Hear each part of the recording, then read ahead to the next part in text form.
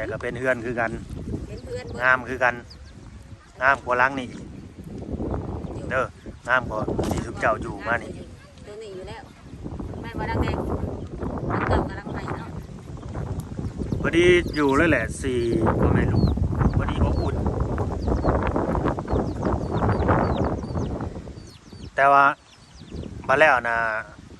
ให้ปอกกาบมันออกเด้อติดเสานะก่อนสิเทศน่ะปอกกาบมันออกไปทุกต้นเลยมันสร้างว่าเทลงไปนะ60 เซนแทนมันนึกเอาสมบูรณ์เลยว่าใส่มองทั้งแงงก็ ข้างแยงพร้อม หาของกินเที่ยงสิไปเฮ็ดในได้สู่สารกินนั่นเพื่อเพื่อนแล้วสิบ่เบิดบ่ปลาในหนองเผากับเผาได้เผาจนใหม่เบิดเลยตึกแต่เช้าคือบ่นี่ บ่ตึกกินดิ แล้วแต่ปลาน่ะเนาะ แม่น ปลากินหญ้าบ่นี่ ที่แหลก เสร็จแล้วคือได้เอียดนำ คือแง่คือนี่ อันหยังลงไปสอนนำมันก็เต้นเลยเนาะปลา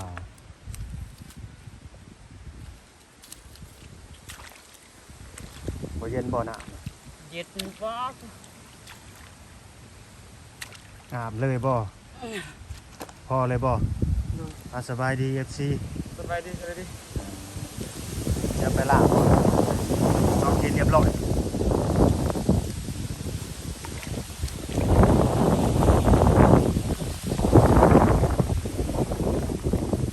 ก็ไหวเอา เอาไปก้อยมื้อน่ะเฮ็ดให้ได้กินซะ ก็ไหวกัน ก้อยคือกันแล้วไปเฮ็ดนำกันบ่ครับเท่าพี่น้องเอ้ยบ้านนี้เว้าเรื่องขนาดเพื่อนเด้อสรุปแล้วเป็น4 คูณ 5พี่น้องเกิดการผิดพลาดบ่เป็นหยังเด้อพี่น้องเด้อบ่เป็นหยังเนาะบ่เป็นหยังอันนี้ก็ดีมันก็บ่แคบบ่ห้อมหาได้ดอกพี่น้องเอ้ยเนาะพอดีงามพอดีเป็นตาหักตาแพงพอดีงามพอดีงามในตาถ้าเบิ่งบัดเพิ่นยกขึ้นพุ่นแหละเนาะเพิ่นยกขึ้นตั้งขึ้นเฮ็ดแล้วพุ่นแหละเด้อที่ว่าท่านอยากเฮ็ดใหญ่เฮ็ดกว้างหลายบัดงบเฮาบ่หลายพี่น้องเอ้ยเนาะงบบ่หลายผู้หลักผู้ใหญ่เพิ่นก็แบบบ่มีผู้หลักผู้ใหญ่ที่ว่าเพิ่นโชคโถมมาแบบว่าเป็นก้อนใหญ่ๆนะพี่น้องเอ้ยเนาะมันก็งบบ่หลายแบบท่านแบบว่ามีแบบผู้หลักผู้ใหญ่เพิ่นสวยเรือสมทบมาแบบเป็นก้อนเท่านั้นแบบสั่งว่ามาจัดให้โลดเด้อเอาขนาดนี้เด้อเอาซ้ำนี้เด้ออันน่ะเฮาก็สิจัดให้ได้อันนี้บัดมาบอกกับสาวมาลงกับสาวกับสาวเรื่องว่าสิมีสมุนเรื่องจากรักผู้ใหญ่เราเพื่อเป็นสมทบมาแต่ละคนนะ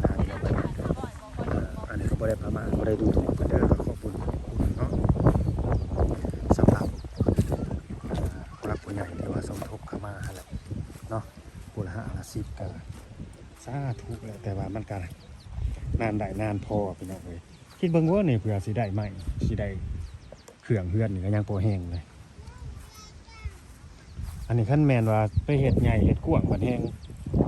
เปลืองแห้งเบิดหลายอีกเนาะทางแดงสำนี้ก็พอแหละเนาะเนาะนี่ก็ดีใจเลยสำนี้ก็เนาะสบายดีสำนี้ก็ดีใจแล้วได้สำนี้ก็สาธุเลยเนาะบ่าวแตงแม่นเว้าได้กันแต่ว่าเฮ็ดใหญ่เฮ็ดกว้างแล้วเพิ่นสร้างเพิ่นเว้าไปราคา1 บาทนี่แถมได้สั่งใหม่สั่งเครื่องมาใหม่อีกแห่งานงอกเงินในสายบาทนี่ เงินก็ยังอยู่ในอากาศ ขาสั่งแพงหดสั่งเดือน100 เงินก็อยู่ในอากาศและแม่นหลายคนก็ ความโกงความใหญ่เขาสิสูงก็นั่งร้อยบ่ได้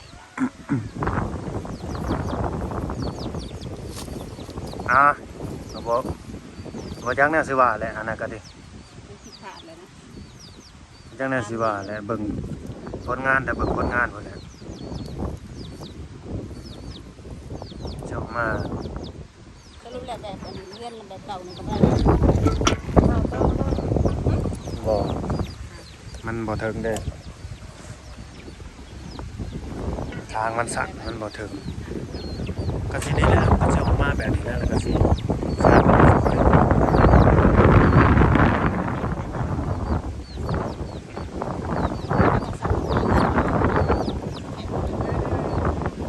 ิประมาณนั้นนะแต่เฮือนหมู่เดียวกันนี่นะหลังเก่านี่แหละ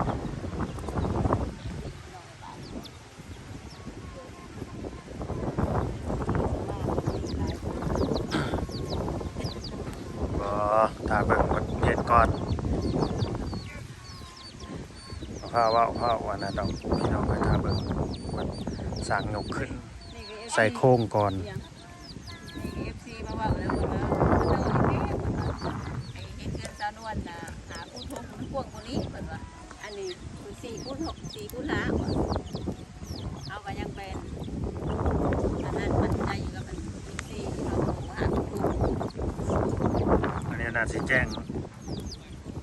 เด้อพี่น้องเอ้ยน้องที่ว่าผู้รับผู้ใหญ่เพิ่นสมทบมาเนี่ยแต่มื้อนี้เนี่ยบ่าวลาวก็ไปซื้อ อีสาย หินซื้อทรายซื้อปูนเข้ามาแล้วเบิดล้าน500,000นะล้าน500,000กีบ ปูนทีมเป็นสาย ล้าน500,000แล้วก็ตะปูโลหนึ่ง แล้วก็ปูน32 ทางแดงหันหน้ามาพี่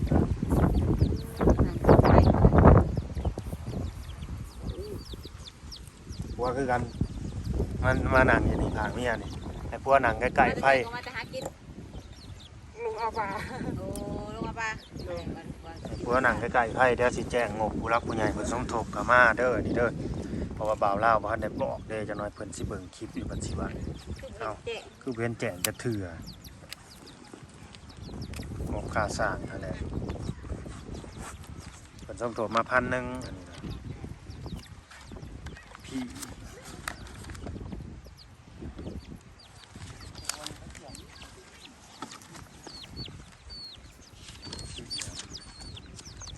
พี่มานี่รัฐโคราชนี่เพิ่นสมทบมา1,000อันนี้นะสมทบมา1,000 บาทค่าสร้าง แต่ว่าค่าสร้างทั้งเบิดทั้งมวลนะมัน14,500 บาทเด้อหาผู้นำกันเด้อว่าแตง โดย เอาเงินในไซมาให้ค่าสร้างเขาบ้านนี่บ่ ตอนนั้นว่าเต้ว่าขาสั่งบ่แพง ว่าค่าสร้างบ่แพงเอาเงินในไซมาให้ค่าสร้างเขาบ้านนี่นางแดงบ่าวแตงชุดแล้วแต่บ่าวลาวแล้วปัจจุบันแล้วเนาะ ก็บอกกล้าเว่าอีกแล้วเนาะก็มีแต่พึ่งพาบารมีผู้รักผู้ใหญ่เพิ่นนั่นแหละพึ่งบารมีผู้รักผู้ใหญ่เพิ่นสมทบเห็นความขยันความหมั่นเพียรของเจ้าอันน่ะมันหักสิได้อยู่ดอกตัวที่มันผิดพลาดไปแล้วก็ขอโทษขออภัยพี่น้องเอ้ยแต่ว่าสังกะสีนี่บ่ฮู้ว่าสิได้ซื้อมาเพิ่มบ่ถ้าเบิ่งนํกันถ้าว่ามันสิได้แบบกระเทิบยาวๆข้างหน้ายาวๆหรือว่าซ่านยาวๆน่ะมันก็สิได้ซื้อมาเพิ่มแต่นี่ถ้าเบิ่งบาดนี่ แต่เท่าคือสั่งก่อนแล้วคือว่าต้องตัดไซส์สมอง ตัดแล้ว แล้วก็เสียโอ้สิก็เพิ่มอย่างตัด เพราะมันต้องได้เพิ่มมันต้องได้ต่อสังกะสี กันแหละมันบอก ถ้าว่าแบบไปเบิ่งแบบนี้นะ มาที่มันไปคนละแนวเลยวงปวดหัวนะ แต่ก็เป็นเฮือนคือกัน เห็นเพื่อน งามคือกันงามกว่าหลังนี่เด้องามกว่าที่ทุกเจ้าอยู่มานี่ ตัวนี้อยู่แล้วแม่ว่าดังแดงดังเก่ากำลังไปเนาะ พอดีอยู่เลยแหละ4ก็ไม่รู้พอดีอบอุ่นแต่ว่ามาแล้วนะให้ปอกกาบมันออกเด้อติดเสานะก่อนสิเทศน่ะปอกกาบมันออกไปต้นๆเลยมันสร้างว่าเทลงไปนะ60 เซนแทงกระโดดแล้วก็ปอก60 เซนแต่เสานี่ FC ว่าเอาคือบ่ปอกกาบบ่ บ่ให้มันหลอกเองพี่น้องเอ้ยให้มันหลอกเองมันจังงามมันจังเหลื่อมจังเกี้ยงบ่ปอกแล้วปอกออกแล้วมันเห็ดคือลืดขลักอยู่นะมันต้องได้ทาสีมันจังสีงามสีเหลี่ยมอันนี้ นี่ก็ต้องตามทาได้ กระแมนบ่ถึงแบบคันเขาปอกมานั่นมันบ่งามมันคือลืดขลักจัดปอกกาบมันต้องได้ทาสีลงสีบัดนี้มันจังสีเหลี่ยมสีงามอันนี้ให้มันแตกออกเองมันคว้าออกเองมันจังเกี้ยงตามนั่นแหละก็ขอบคุณนั่นทุกคอมเมนต์ที่เพิ่นหวังดีอันน่ะเสาไม้แดงมันบ่ยากดอกคือว่าเสาไม้จิกก็ได้ไม้แล้วบ่อยู่ในไซส์เดียวนี่ทำมาเพิ่นแล้วบ่ เรียนกันค่ะ เสาไม้หลอดบ่อันน่ะ โดมีตะเกียบ ไม้จิกเนาะ โดมันมีคู่เลยดิ โอ้ มีพระของเรามันมีคู่เลย อ๋อตัวนั้นเนาะใส่ตัวนั้น เท่าเดียวนั่นเบ้าคลำเหรอ แม่นเจ้าถือก็คือค่าสร้างตอนนี้น่ะถ้าก็ได้ 4,000 บาทได้ 4,000 บาทเด้อดังเด่นได้ยินอยู่ที่ดังเด่นถ้าก็ได้ค่าสร้างมาน่ะ 4,000 บาทพี่น้องเอ้ยเนาะแต่ว่าบาทนี่ เต่าเรือ ฮอดบ่บาทนี่เด้อคอยสิบอกซุมเจ้าเนาะมือเขาเจ้าสิยกเสาย่อเสานี่เรื่องความอยู่ความกินนี่คันแบบว่าอันนี้เด้อพี่น้องเด้อสิว่าออกสื่อเลยถ้าว่ามีผู้รักผู้ใหญ่เพิ่นสมทบเข้ามาอยากช่วยเรื่องความอยู่ความกินนี่ก็ได้เด้อพี่น้องเอ้ยเนาะได้แต่ถ้าว่าสิให้บ่าวลาวเอาเงินส่วนนี้ส่วนค่าสร้างหรืออันนั้นอันนี้ไปซื้อนี่บ่ซื้อได้บ่าวลาวสิบ่ซื้อได้คันผู้ใหญ่เพิ่นบ่ซอยเพิ่นบ่บอกมาน่ะเห็นบ่นางแดง ถ้าโจกออกไปมันก็จะให้ขาดไปค่ะ แม่นกระจกออกไปแล้วมันสิขาดไปนอกจากเพิ่นสิสมทบเข้ามาว่าซื้อของอยู่ของกินเข้าไปเด้ออันน่ะและสิให้บ่าวลาวซื้อมามื้อน่ะก็บ่มีเงินใดนางแดงบ่าวแตงคันผู้ใหญ่เพิ่นบ่สมทบมาและมื้อนั้นเฮาก็สิมาบ่ทันอีกมาบ่ทันมีแต่ฮอดมือย่อแล้วก็ย่อฮอดยามแล้วก็พากันย่อกันเห็นรถบ่ต้องท่าเบาลาวก็มาบ่ทันเพราะว่ามันไกลพี่น้องเอ้ยเนาะเพื่อเฮาสิมาฮอดเดินทางก็ แต่เวลา ใช้เวลาเป็นชั่วโมงปลายเพิ่นจังสิมาฮอด ตามตัว ทางก็ยากนะให้เข้าใจแน่นั้น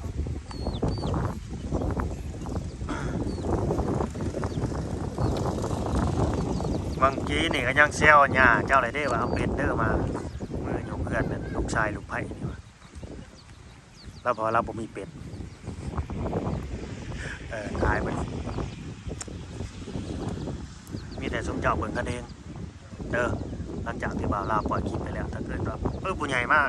ถักมาปึ้งปังเลยบ่าวลาวเอาเงินไปซื้อปูซื้อปลาเด้อหรือว่าซื้อเป็ดซื้อไก่คือจันให้ได้ตรงนั้นแน่นั้นได้ซื้อปลาก็ไปเด้อปลานิ่นเด้อไปเห็ดสู่สร้างเหมือนกินอย่างสัตว์อย่างสิได้ตรงนั้นแต่ว่าการยังดีอย่างหนึ่งคือทางงานบ่าวแตงนี่ยังมีพ่อมีแม่เด้เปิดกันอาสิเบิ่งซอยกัน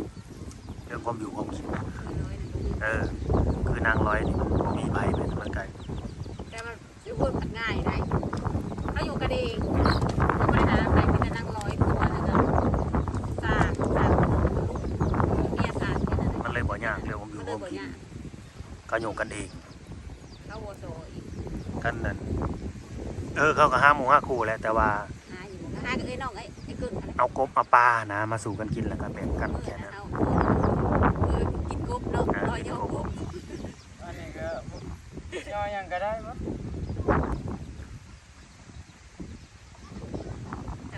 ปลาเน่นเข้ามาไปแล้วว่ามื้อน่ะ2 ตัว แม่นก็ซื้อไป เขาไปหอดเที่ยงเขายอม เออ แล้ว ก็จนกินเนาะ เขากินแล้ว ไปเฮ็ดน้ำหลัง แยกย้ายกันแล้ว เอาไปเฮ็ดน้ำหลังไปกินน้ำหลัง มีแต่กินแต่สร้างอะไรกับลูกเมีย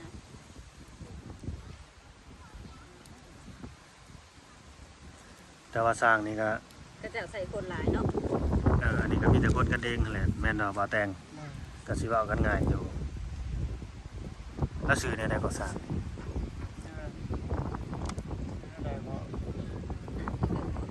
บ่มันคนละคนกันคนละคนได้ที่ไอ้เกิงเว้านะที่น้องเคยจะเว้านะว่าเรามือเรากุดนิ้วหนึ่งหรือหยัง โอ้ ไผคนน่ะ โหเห็นทีเล็กไงเด้ คอยก็เห็นแต่เท่าอันปูนเซ็ก เราเห็นทีเล็กนะตอนนี้เนี่ยเราว่าบ่เห็นความสุขใจกับผู้เห็นก่อน ผู้เฮ็ดที่แรก เรื่องนะใส่หมวก ผู้ใส่หมวกนี่ มาไหม ผู้ใส่หมวกนี่บ่มือกุดนะ ก็ไหนมีคนอาสาเป็นคนอาสา ผู้นี้นะมือกุด เออ เออ คนนั้นนะผู้ต้องนะ เออ ต้องใส่เครื่องนะว่าผู้นี้ เข้าใจผู้นี้ คอยเบิ่งแล้วแต่เจ้าอยู่เลยสลับกันนี่อยู่ พี่น้องเอ้ยเนาะอันนี้ก็ฝากเด้อผู้หลักผู้ใหญ่อันโยนน่ะนะมาให้ดูมาแต่งเคียงน่ะ สิหนัง สินั่งบ่ได้มาครัวปลาแท้เลยนี่ เอาเคียงพวก เพราะครัวกินบ่นี่นั่งข้างมันก็ได้ติเคียงครัวกิน คิดฟ้าอย่างหนึ่งก็คือแบบเราจะเอาหาคู่ทงมาได้4 คูณ 5ได้บ่แตง มาได้4 คูณ 5บ่เป็นหยังบ่เป็นหยัง นั่นแล้วเนาะมันสิผ่านเลย เฮ็ดละ แก้วบ่ได้เลยไม่เป็นสำลีเป็นยังบ่ได้ อันสิต่อใหม่ก็ได้อยู่ต่อ บ่ได้แต่ว่าเขาต้องบอกเรื่องราคาเขาเรื่องเงิน บ่เรื่องเงินบ่เรื่องราคาสิได้สั่งไปบ่อีก แต่มันเพิ่มราคาต่างเพิ่มอีกเลยเอาตามนี่ละบาท เอาแบบมันง่ายนะพี่น้องเอ้ยบ่ให้มันยุ่งยาก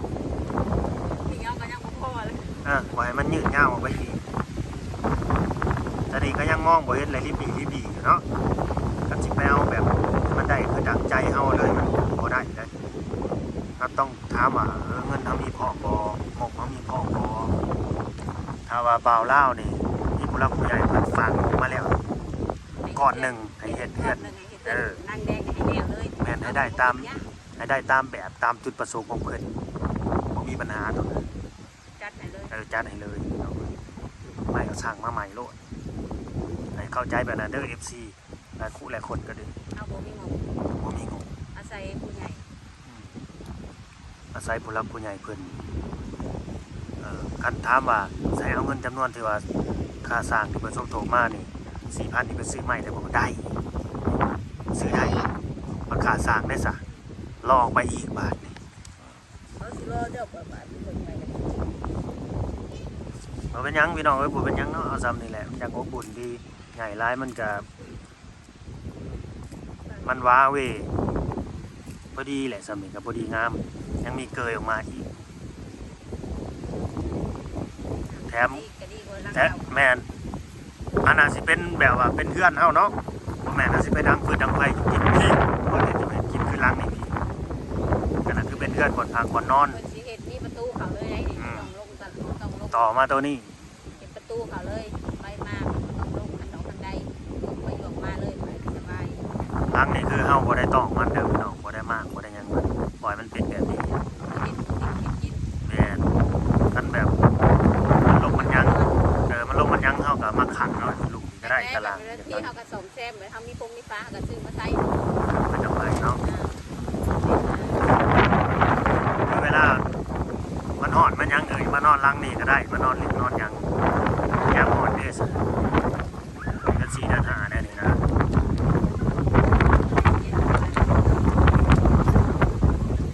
เอาตัวนี้บางทีต่อไปเอาพาออกก็ได้เด้อล่ะเอาพาออกมันลุกเด้อซะเอาไปเก็บของก็ยังได้ไปเก็บของ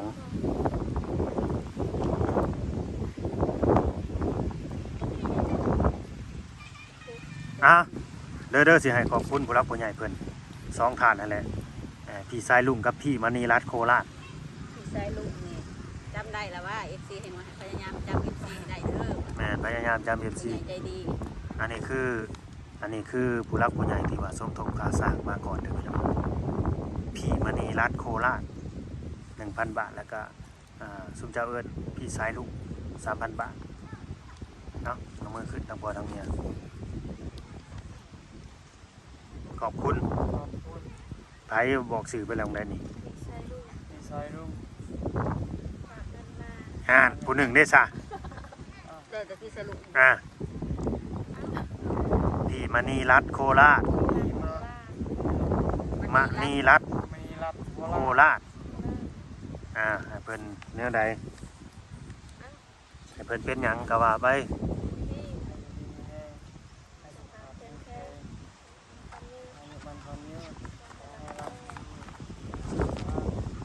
สาธุให้เพิ่นร่ำเพิ่นรวย เราเพื่อนได้ไรครับอายุมันคนเยอะขอให้เราไม่รู้จ้า สาธุตามนั่นแหละพี่น้องเนาะเอาสบายดีแต่เฮ็ดอยู่เฮ็ดกินบ่ให้สร้างบัดนี้ไผสิเฮ็ดน่ะ บ่เต็กเนาะ ไม่มามีเครื่องมีผักมีหญ้าและ โล สิก้อยปลาน่ะเอาเบิ่งสิเบิ่งก้อยปลาสูตรบ่าวแตงจัดไปบ่าวลาวสิได้ชิมสีมือบอกก้อยปลาเนี่ยลองมึงดูตามนั่นเลยเด้อพี่น้องเด้อเนาะฝากกดไลค์กดแชร์กดติดตามพี่น้องเลยเนาะอยู่ดีมีแห้งแพงแบ่งปันกันเด้อพี่น้องเด้อเนาะเอาไว้พอกันไว้ EP ต่อไปพี่น้องเลยเนาะขอบคุณผู้รักผู้ใหญ่เด้อที่ว่าสมทบเข้ามาเนาะที่ว่าเอ็นดูเมตตาครอบครัวนางแดงบ่าวแตงให้เขาได้มีเฮือนมีซานมีที่ดินมีเฮือนมีซานเป็นนอนเจ้าของหะเด้ปู่ย่าก็เลิกมาแล้วเด้มีหน้ามีตามีสีมีสันแต่พี่น้องเอ้ยเพิ่นดีใจเนาะตามนั่นแหละเนาะเป็นเรื่องปกติพี่น้องเอ้ยเรื่องธรรมชาติเนาะ ลูกได้ก็แม่ก็ดี ลูกได้ลูกมีพ่อแม่เพิ่นก็ดีใจนำปลื้มใจภูมิใจนำเนาะสำบายดี